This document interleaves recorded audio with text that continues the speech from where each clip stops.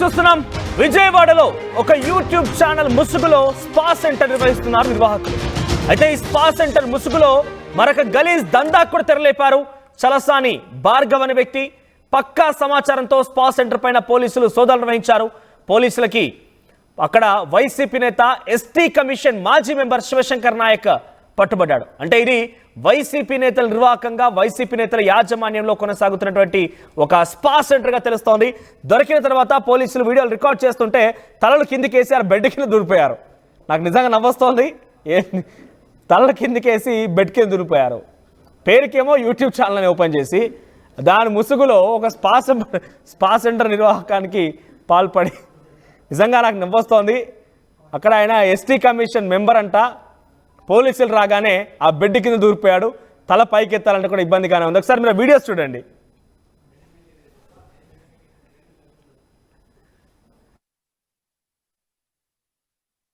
దృశ్యాల్లో చూస్తే కనుక పోలీసులు పక్కా సమాచారం అక్కడికి చేరుకున్నారు.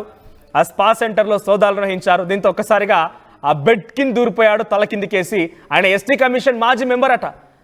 అంటే ఎస్టీలో ఎవరికైనా అన్యాయం జరిగితే వారిని రక్షించాల్సింది, వారికి కొంత రక్షణగా ఉండాల్సినటువంటి ఆ వ్యక్తి ఆయన ఆ బెడ్ కింద దూరిపోయాడండి. స్పా సెంటర్ నిర్వాహకానికి చెక్ పెట్టారు పోలీసులు. సో ఆయన పేరు శివశంకర్ నాయక్ గారు తెలుస్తోంది. పట్టుబడ్డ సమయంలో మంచం కింద దాక్కున్నాడు శివశంకర్. సోషల్ మీడియాలో ఇప్పుడు ఆ వీడియో వైరల్గా మారింది. పోలీస్ రైడ్లో పట్టుబడ్డ ప్రముఖ రాజకీయ నాయకులు వ్యాపారవేత్తలు అందరూ కూడా ఉన్నారు. మరి డీటెయిల్డ్ అప్డేట్స్ రాజేష్ అందిస్తారు. రాజేష్, ఏంటి బెడ్ కింద దూరిపోయాడు? అప్పటి వరకు తెల్ల చొక్కా వేసుకొని ఎటు పడితే అటు వైసీపీ నేతగా చెలామైనటువంటి శివశంకర్ నాయక్ ఒక్కసారిగా పోలీసులు సోదాలు నిర్వహించడంతో పట్టుబడిపోయి బెడ్ కింద దూరిపోయాడు. తల చూపించాలన్నా కూడా కొంత ఇబ్బందిగానే తలలు కిందికేస్తున్న పరిస్థితి కనబడుతోంది. ఏంటి, ఎటువంటి యూట్యూబ్ ఛానల్ అది? యూట్యూబ్ ఛానల్ పేరిట ఆఫీస్ ఓపెన్ చేసి స్పా నిర్వాహకం ఏంటి?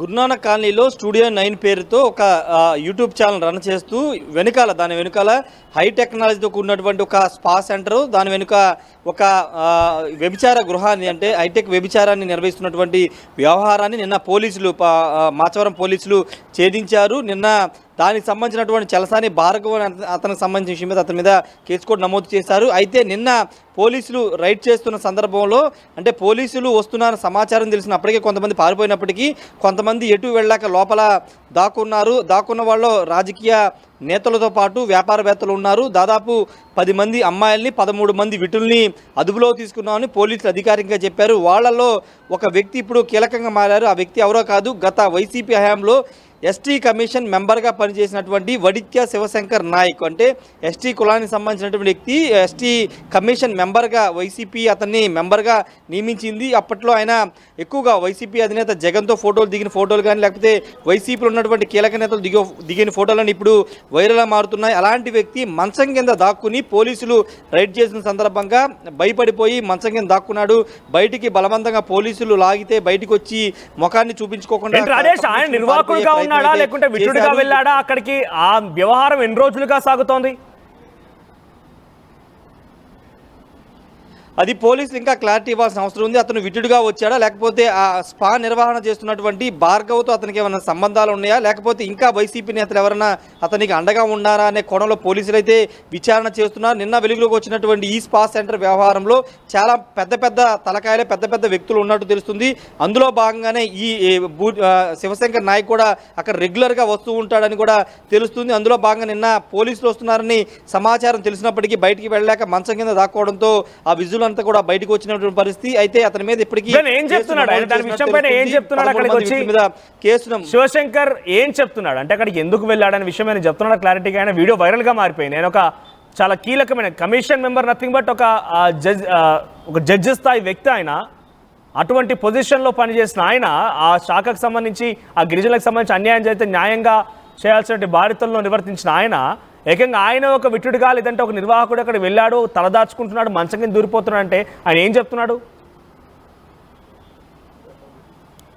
అంటే ఆయన ఇప్పటివరకు ఎక్కడ మాట్లాడలేదు, సైలెంట్గానే ఉన్నారు. పోలీసుల దగ్గర కూడా ఏం మాట్లాడలేదు, ఏం సమాధానం చెప్పట్లేదు అనేది పోలీసులు చెప్తున్నారు. ఖచ్చితంగా ఒక బాధ్యతాయుతమైనటువంటి పదవిలో పనిచేసి ఇలా ఒక స్పా సెంటర్లో వ్యభిచారం చేస్తూ అడ్డంగా దొరికిపోవడం పెద్ద ఎత్తున విమర్శలు వస్తున్నాయి. ముఖ్యంగా తెలుగుదేశం పార్టీ నేతలు తీవ్రస్థాయిలో ఆగ్రహం వ్యక్తం చేస్తున్నారు. ఇలాంటి వ్యక్తులకి అప్పట్లో పదవులు ఇచ్చారంటూ పెద్ద ఎత్తున పెదవిరుస్తున్నటువంటి పరిస్థితి. అయితే అతను తన ముఖాన్ని కూడా దాచిపెట్టుకునే ప్రయత్నం కూడా చేశారు. అయితే ఇక్కడ తేలాల్సిన విషయం ఏంటంటే అతనికి నిజంగా స్పా సెంటర్లో ఏదైనా వాటా ఉందా, లేకపోతే వైసీపీ నాయకులు ఎవరన్నా దీని వెనకాల ఉన్నారా, భార్గవకి సపోర్ట్ చేస్తుంది ఎవరు, ఆ స్పా నిర్వహణ చేస్తున్నటువంటి చలసాని భార్గవకి సపోర్ట్ చేస్తున్నది ఎవరనే దానిపైన పూర్తి వివరాలు అయితే తెలియాల్సి ఉంది. పోలీసులు అయితే విచారణ చేస్తున్నామని చెప్తున్నారు. చలసాని భార్గవ్ ప్రస్తుతం పరారీలు ఉన్నాడనేది పోలీసులు చెప్తున్నారు. మరోవైపు ఈ స్పా సెంటర్తో పాటు మిగతా చాలా చోట్ల స్పా సెంటర్లు నిర్వహిస్తున్నారనే సమాచారం అయితే పోలీసుల వద్ద ఉంది. అయితే ఇంకా పూర్తి స్థాయిలో సమాచారం తెలిసిన అక్కడ కూడా రైడ్ చేసే అవకాశం.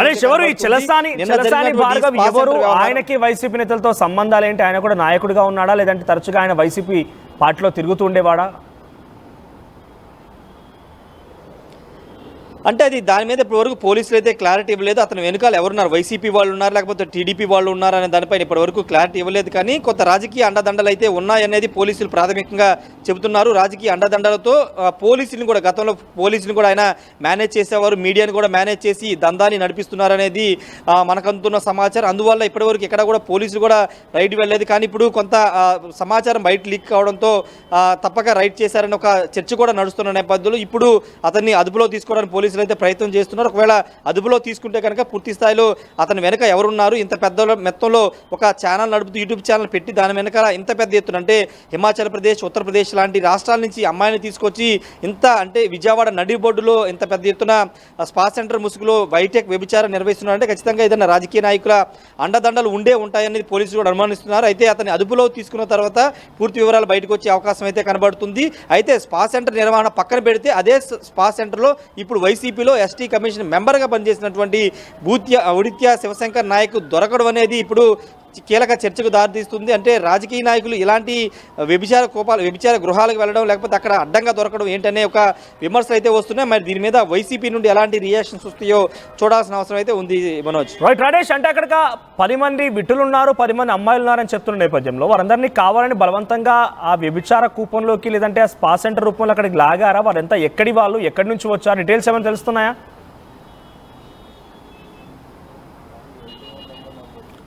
రైట్. సో విజయవాడలో ఒక యూట్యూబ్ ఛానల్ పేరిట అక్కడ ఆఫీస్ ఓపెన్ చేసి దాని చాటున ఒక హైఫై టెక్నాలజీతో స్పా సెంటర్ నిర్వాహకం జరుగుతుందట. ఆ స్పా సెంటర్లో వైసీపీ నేత శివశంకర్ నాయక్ పట్టుబడ్డాడు. ఆయన వైసీపీ నేత మాత్రమే కాదు, ఎస్టీ కమిషన్ సంబంధించి మెంబర్గా కూడా పనిచేశారట. సో మనం జగన్తో పాటు ఉన్నటువంటి ఫోటోను మనం చూస్తున్నాం. ఒకసారిగా పోలీసులు పక్కా సమాచారంతో అక్కడ రైడ్ చేయడంతో ఆయన అక్కడ దొరికిపోయాడు. దీంతో ఏం చేయాలో తోచక ఆ బెడ్ కింద దూరిపోయాడు. తల వాల్చుకొని తల కిందకేసి బెడ్ కింద దూరిపోయాడు. పోలీసులు ఎంత పట్టి బయటికి లాగినా కూడా నేను రాను అంటూ ఆయన వారించినట్టు తెలుస్తోంది. చూడండి, అక్కడ పిల్లిలాగా నక్కిపోయి ఉన్నాడు. ఒక ఎలగా ఏ రకంగా అయితే మనుషులు చూడంగానే ఏ రకంగా అయితే సందులో దూరిపోతుందో ఆ రకంగా బెడ్ కింద దూరిపోయాడు. ఎస్ రాజేష్, ఏంటి అక్కడి అమ్మాయిల్ని ఏ రకంగా తీసుకొచ్చారు? బలవంతంగా ఈ యొక్క కూపంలోకి లాగారా, లేదంటే విదేశీయులను తీసుకొచ్చారా? వేరే రాష్ట్రానికి సంబంధించిన వ్యక్తులు అక్కడికి వచ్చినటువంటి ఆ అమ్మాయిలు ఎక్కడి నుంచి వచ్చిన వారు? వాళ్ళు బలవంతంగా డెఫినెట్గా అమ్మాయిల్ని అక్కడ తీసుకొచ్చారు. 10 సంఖ్యలో ఉన్నారంటే ఒక హైఫై బిజినెస్ కొనసాగుతుంది అక్కడ. అప్డేట్స్ ఏంటి దాని విషయం పైన? ఎస్, పోలీసులు కూడా దీని మీద క్లారిటీ ఇచ్చారు. అమ్మాయిలు దొరికిన అమ్మాయిలు కానీ ఇంకా చాలామంది అమ్మాయిలు ఉన్నారని తెలుస్తుంది. వాళ్ళందరం కూడా ఎంప్లాయ్మెంట్ పేరుతో అంటే ఇక్కడ ఆంధ్రప్రదేశ్లో ఉపాధి అవకాశాలు కల్పిస్తామని చెప్పించి మధ్యలో ఒక కన్సల్టెంటీస్ లాంటిదాన్ని ఏర్పాటు చేసి వాళ్ళ ద్వారా అమ్మాయిని తీసుకొచ్చి ఇక్కడ బలవంతంగా వ్యభిచార గోపంలోకి అంటే ఈ స్పా సెంటర్ ముసుగులో వ్యభిచారాన్ని నడుపుతున్నట్టు తెలుస్తుంది. వాళ్ళు వచ్చిన తర్వాత అంటే హిమాచల్ ప్రదేశ్, ఉత్తరప్రదేశ్ అటు నార్త్ ఇండియా సంబంధించిన అమ్మాయిలను ఎక్కువ మందిని ట్రాప్ చేసి ఉద్యోగాల పేరుతో ట్రాప్ చేసి వాళ్ళని బలవంతంగా ఇక్కడ ఈ స్పా సెంటర్లో అదేవిధంగా వ్యభిచార గృహంలో నడిపిస్తున్నట్టు తెలుస్తుంది. వాళ్ళు కూడా ఇక వచ్చిన తర్వాత వెళ్ళలేక బలవంతంగానే ఇక్కడ ఈ కోపంలో అయితే ఇరుక్కుపోయినట్టు పోలీసులు కూడా చెప్తున్నారు. వాళ్ళకి ఎవరికి తెలుగు రాదు, అంతా కూడా నార్త్ ఇండియన్సే. కాబట్టి వాళ్ళందరూ కూడా ఏ విధంగా తీసుకొచ్చారు, అసలు ఈ కన్సల్టెన్సీ మధ్యలో ఈ అమ్మాయిని సప్లై చేసింది ఎవరైనా దానిపైన కూడా పోలీసులు విచారణ చేస్తున్నారు. కేవలం ఇదే స్పా సెంటర్ చేస్తున్నారు, లేకపోతే రాష్ట్రంలో ఇతర ప్రాంతాల్లో కూడా ఇదే విధంగా వేరే రాష్ట్రాల నుంచి అమ్మాయిని తీసుకొచ్చే దందా ఏదైనా నడుస్తుందనే కోణంలో కూడా పోలీసులు విచారణ అయితే చేస్తున్నారు. ఏదేమైనా ఉన్నప్పటికీ ఈ కేసుకు సంబంధించిన విషయంలో అటు అమ్మాయిల్ని బలవంతంగా తీసుకురావడం ఒక అభియోగం అయితే, రెండోది ఈ స్పా సెంటర్ యూట్యూబ్ ఛానల్ పెట్టుకుని దాని వెనుకాల ఈ వ్యభిచార గృహాన్ని స్పా సెంటర్ నిర్వహించడం అనధికారికంగా అనేది పోలీసులు అయితే కేసు నమోదు చేశారు. ఇప్పుడు ఈ శివశంకర్ మీద కూడా రాజేష్, మీరు చెప్తున్న ప్రకారంగా అమ్మాయిలంతా ఆంధ్రప్రదేశ్ రాష్ట్రానికి సంబంధించిన తెలుగు అమ్మాయిలేనా? తెలుగు వాళ్ళు కాదు, నార్త్ ఇండియన్స్ హిమాచల్ ప్రదేశ్, ఉత్తరప్రదేశ్ ఆయా రాష్ట్రాల నుంచి తీసుకొచ్చారు. వాళ్ళంతా కూడా ఇంతకుముందు చెప్పినట్లే ఉద్యోగాల పేరిట అంటే ఇక్కడ ఉద్యోగాలు కల్పిస్తాము, ఉపాధి కల్పిస్తాము, హాస్టల్లో ఉండి మీరు ఉద్యోగాలు చేసుకోవచ్చు అంటూ మాయ మాటలు చెప్పి తీసుకొచ్చినట్లుగా వాళ్ళు పోలీసులకు అయితే చెప్పినట్టు చెప్తున్నారు. కాకపోతే వీళ్ళైనా ఇంకెవరైనా ఉన్నారా ఈ విజయవాడలో ఈయన భార్గవ్ పేరుతో ఇంకా స్పా సెంటర్లు ఏమైనా ఉన్నాయా అనే దానిపైన ఇంకా వివరాలు అయితే తెలియాల్సి ఉంది. పోలీసులు ఆ కోణంలో కూడా విచారణ చేస్తున్నారు. మనోజ్, రైట్ రాజేష్. సో మొత్తం మీద విజయవాడలో ఒక సోషల్ మీడియా యూట్యూబ్ ఛానల్ పేరిట ఒక ఆఫీస్ ఓపెన్ చేసి దాని వెనకాల ఒక హైఫై టెక్నాలజీతో ఉన్నటువంటి ఒక స్పా సెంటర్ నిర్వాహకానికి పాల్పడుతున్నారట చలసాని భార్గవ్ అనే ఒక వ్యక్తి. అయితే ఆయన నిర్వాహకుడుగా ఉన్నాడా, ఆయన వెనుక ఇంకెవరున్నారు అనేది ఇంకా సస్పెన్స్గానే ఉంది. కానీ పోలీసులు పక్కా సమాచారంతో అక్కడ స్పా సెంటర్ పైన రైడ్ చేయడంతో ఎస్టీ కమిషన్ మాజీ మెంబర్ వైసీపీ నేత శివశంకర్ నాయక్ పట్టుబడ్డాడు. చాలా లైవ్లీగా అక్కడ ఆయన పట్టుబడ్డ పరిస్థితి. దీంతో ఒకసారిగా పోలీసులు రైడ్ చేసే సమయంలో దొరకడంతో తలవాల్చుకొని బెడ్ కింద దూరిపోయాడు. మరి అదంతా కూడా అంత భయం, అంత భక్తి అంతా ముందుగా ఉండాల్సింది. ఆ స్పా సెంటర్ నిర్వాహకం అంతా ఇల్లీగల్ అనే విషయం ఆయనకు తెలియకుండా డెఫినెట్గా అంతటి స్థాయిలో పనిచేశాడు, అంత అవగాహన ఉందనంటే డెఫినెట్గా అంతా ఇల్లీగల్ అని తెలిసే ఉంటుంది. సో దీని వెనుక ఇంకా ఈ స్పా సెంటర్ వెనుక ఎవరెవరు ఉన్నారని మనకు తెలియాల్సి ఉంది. కనబడుతుంది కదా ఫస్ట్ ఫోటోలో, ఇక్కడ ఫోటోలో కనిపించే వ్యక్తే చలసాని భార్గవ్. ఆయనే ఈ నిర్వాహకానికి పాల్పడేది తెలుస్తోంది. ఇంకా ఎవరెవరు ఉన్నారని మాత్రం పోలీసులు ఇంకా కూపీ లాగే ప్రయత్నం చేస్తున్నారు.